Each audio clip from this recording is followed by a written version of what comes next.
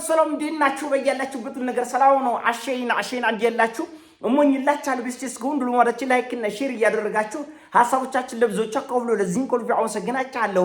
ሐሳቡ ሲሞቻችሁ እንደለመዳችሁ 3000 ላይክ እንድትገጩኝ በቱቱና አጓብዛችኋለሁ።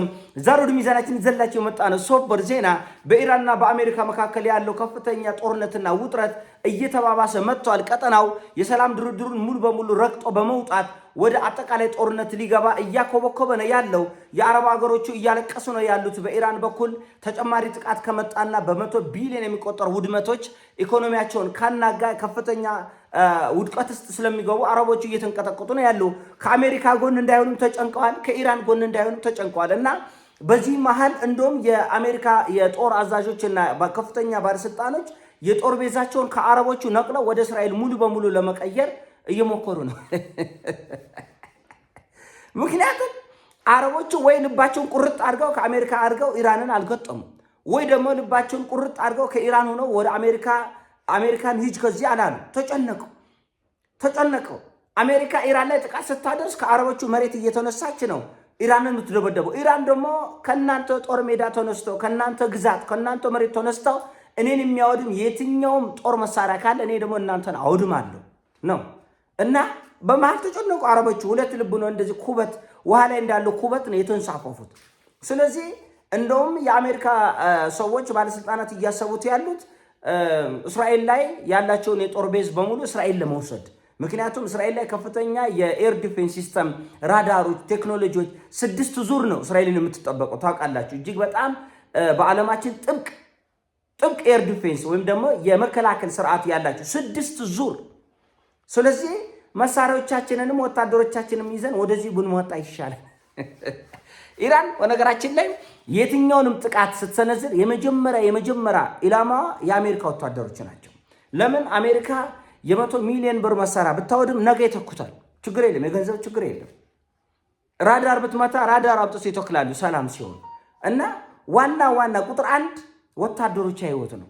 ቁጥር 2 የጦር መርከቦቻቸው ናቸው። እና አብርሃም ሊንከን ኒውስ ጀራልድ እነዚህ የክብሯም የልዕልነቷም የኃያልነቷ ሚስጥር ስለሆኑ ሁለተኛ ታርጌት ኢራን የምትደበድበው የጦር መርከቦች አሉ። እና በትናንትናው ዕለትም ጥቃት የደረሰባቸው የጦር መርከቦች ላይ ነው።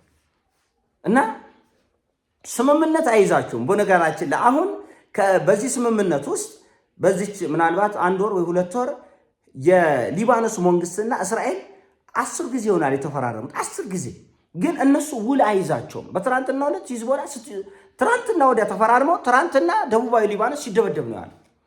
በዚህ ደግሞ የ12ኛ ብርጌድ የእስራኤል የከፍተኛ የጦር አዛዥ ተገድሏል። ትናንትና በሂዝቦላ ታጣቂዎች ተገድሏል። ይህንን ደግሞ የእስራኤል መከላከያ ሚኒስትሩ ነው መረጃውን ያወጣው። የጦር አዛዥ በሂዝቦላ ታጣቂዎች ተገድለውብኛል፣ እኔም ደግሞ የአየር ድብደባ ፈጽም ያለው ቀጥቅጫለሁ ደቡባዊ ሊባኖስን ያለው ራሱ የእስራኤል መከላከያ ነው። እና ፊርማ ይዛቸው እንዳልኳቸው አሁን የሰሞኑን በአሜሪካና በኢራን መካከል የተደረገው የሰላም ድርድር የውጫሌ ውል ነው። ውጫሌ ውል ጣሊያን ኢትዮጵያን አታሎ ቀኝ ግዛት ለማስገዛት ሌላውን በሙሉ በጉልበት ደፍጥጦ እንግሊዝም፣ ጀርመንም፣ ፖርቹጋልም ጣሊያንም የሚችለውን ሁሉ አፍሪካን ተቀራምተው ባለበት ሰዓት እማትደፈረው ዳራማ ሐሏም እሳት የሆነች ኢትዮጵያ በማታለል ልክ ኢራን ላይ እንዳደረጉት ለማታለል አሁን አንቀጽ 5 ነው አወዛጋቢው አንቀጽ። ኢራንና አሜሪካ አሁን ወደ ጦርነት የገቡት በአንቀጽ 5 ምክንያት ነው። እኛ በውጫሌ ውል አንቀጽ 17 ነው አይደለም ወደ ጦርነት የገባ ነው ወደ አድዋ። ጣሊያንና አሜሪካ ደግሞ የገቡት በአንቀጽ 5 ነው። አንቀጽ 5 ምን ይላል? ለ60 ቀናት ኢራን በሰላም በፍቅር ባሸይና በሆርሙዝ ታሳልፈናለች። ከዛ በኋላ በድርድሩ መሰረት ሉዓላዊነቱ ተጠብቆ ታስከፍላለች ነው። ኢራን ደግሞ እሺ እስከ 60 ቀን በነፃ አለፉ። እስከ 60 ቀን አሁን ወደ 20 ቀን ነው አልቆታል። 40 ቀን ነው የቀራት ማለት ነው። ስለዚህ ያ ቀን እስኪደርስ ግን በተቀመጠው በውላችን በተነጋገርነው መሰረት በኢራን ድንበር በኢራን የባህር ዳርቻዎች ነው የምታልፉት። በኦማን አይደለም። ለምን? በኦማን ካለፉ ኦማን አቅማ ደካማ ስለሆነ ምን አባሽ ነው አንቺን የምትጠይቀው የሚል ጥያቄ ሊመጣና ማስፈራሪያዎች፣ ማዕቀቦች፣ ዛቾች ሲመጡ ኦማን ልትተወው ትችላለች። ስለዚህ ስርዓቱን ካሁኑ ጀምሮ ነው መያዝ ያለባቸው። ካሁኑ ጀምሮ ስርዓት ይዛችሁ በእኔ ድንበር እለፉ የሚል ነው። ስለዚህ አሁን የቃላት ጨዋታ ነው። አሜሪካ የኢራንን የሚሳኤል ውርጅብኝ በቃላት ጨዋታ ልታልፍ ነው የፈለገችው። ኢራን ደግሞ አይ በቃላችን መሰረት ነው፣ ብሩን አልቀበላችሁም፣ እንቅስቃሴያችሁ ግን እኔ ባስቀመጥኩት በእኔ ኬላ በኩል ነው የሚል ነው። አሁን ይሄ ወደ ጦርነት ይዟቸው ገባ ማለት እና ጦርነቱ ሲነሱ እነዚህ እስላማዊ አክራሪዎች ገዳዮች እያሉ ነው እነሱ የኢራኖችን ስም ያጠፉት። እንደምታውቁት አንድ ሰው የገንዛ ሃይማኖቱን ማምለኩ አክራሪ አያሰኙም። ለምሳሌ በኢትዮጵያ ኦርቶዶክስ ቤተክርስቲያን ሚስትም አልፈልግም፣ ልጅም አልፈልግም፣ ኑሮም አልፈልግም፣ መብላትም አልፈልግም፣ መልበስም አልፈልግም ብሎ አንድ ሰው ወደ ገዳም ይገባል። ባህታዊ ይሆናል፣ መነኩሴ ይሆናል። በጾም በጸሎት በረሃብ በብርድ ለብቻው በጫካ ይኖራል፣ በጸሎት ብቻ። ይሄ ሰው አክራሪ አይባልም፣ ባመነበት መንገድ ይኖራል። ሙስሊሞቹ የፈለገው መንገድ ቢከተሉ የሌላውን ሃይማኖት የሌላውን ማንነት እስካልነኩ ድረስ ምንም ጥፋት የለባቸውም እና ለምን ኒኩለር ይዛል እነዚህ እስላማዊ መንግስቶች የሚል ፍጹም የመሃይማን አካሄድ ውጤት አያመጣም። ለምሳሌ በዛሬው ዕለት በትናንትናው ዕለት የአሜሪካ ፌዴራል መንግስት ሆነ የክልሎች መንግስቶች የግዛቶች መንግስታት መጽሐፍ ቅዱስ በሚሊዮን የሚቆጠሩ የአሜሪካ ተማሪዎች መጽሐፍ ቅዱስን እንዲማሩ ትእዛዝ ወጥቷል። የመጽሐፍ ቅዱስ ታሪኮችን የኢየሱስ ክርስቶስ ታሪክ፣ የሐዋርያትን ታሪክ፣ የነቢያትን ታሪክ፣ የመጽሐፍ ቅዱስን ታሪክ ከኦሪት እስከ ሐዲስ ኪዳን እንዲማሩ የሚል ወጥቷል። እንግዲህ እነዚህ አሜሪካን ታዲያ አክራሪ ሊባሉ ነው ወይ ነው ጥያቄው። መጽሐፍ ቅዱስ መማሩ ብቻውን አክራሪ ያሰኛል ወይ? መጽሐፍ ቅዱስ ስለተማርክ አክራሪ ሆንክ፣ አክራሪ ስለሆንክ ደግሞ ኒኩለር መሳሪያ የለህም፣ እንደዛ ልትለው ትችላለህ ወይ? አመክንዮ የሌለው ነገር ነው። ለአንተ ሲሆን ሁሉ ነገር ቅዱስ ነው፣ ለሌላው ሲሆን ሁሉ ነገር ርኩስ ነው። አገራችን የበጠበጠ ይሄ ነው። አፍሪካን የበጠበጠ ይሄ ነው። ዓለምን የበጠበጠ ይሄ ነው። በአንድ አይነት አስተሳሰብ፣ በአንድ አይነት በእኩልነት መንፈስ አብሮ መኖር ግርግር አያስፈልገንም፣ ወከባ አያስፈልገንም፣ ሙቀት አያስፈልገንም። በእኩልነት መኖር። አንተ ኒኩለር መሳሪያ ይዛላ፣ እኔም ፍቀድልኝ ሊያዘው፣ ጠቀመም ጎዳም። አይ አንተ ሙስሊም ስለሆንክ ያለ አግባብ ትጠቀማለህ፣ እኔ ክርስቲያን ስለሆንኩኝ ግን በአግባቡ ትጠቀማለህ። እንደዛ አይሰራም። አንተ አማራ ስለሆንክ እንደዚህ ነው፣ እኔ ኦሮሞ ስለሆንክ እንደዚህ አይሰራም። ጭንቅላት በብሔር አይወሰንም። ጭንቅላት የእግዚአብሔር ስራ ነው። ጭንቅላት የአማራ ጭንቅላት፣ የኦሮሞ ጭንቅላት፣ የትግሬ ጭንቅላት፣ የቤንሻንጉል የጋምቤላ ጭንቅላት፣ የሁላችን ጭንቅላት አንድ ነው። አጠቃቀሙ ነው የሚለየው። አጠቃቀሙ በአግባቡ እኮ ተጠቀምከው ነው። ስለዚህ የአረብ ጭንቅላት ሌላ፣ የአሜሪካ ጭንቅላት ሌላ፣ የቻይና ጭንቅላት ሌላ፣ የህንድ ጭንቅላት።